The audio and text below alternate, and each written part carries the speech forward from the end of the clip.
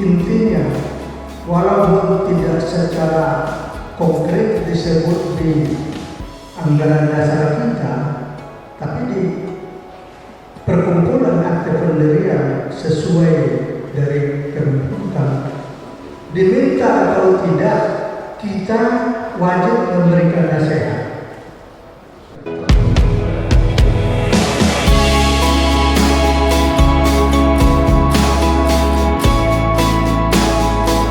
Bagaimana membuat kotak ini menjadi sumber kerukunan bagi orang lain? Maka di kami itu harus rukun. Rukun ini nilainya tinggi dalam mencapai cita-cita atau dalam mencapai tujuan yang diharapkan. Nah itu secara statistik. Kalau secara kualitas, khusus Kota Pontianak, kita patut bangga dalam kepemimpinan Pak Ismail ini. Indeks pembangunan manusia kita sudah mencapai 8%. Jadi kategori itu sudah kategori sangat tinggi.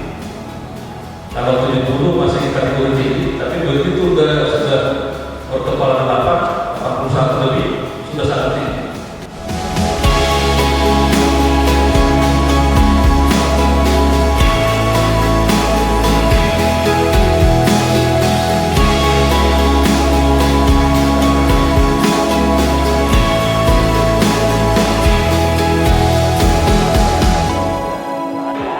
Pasti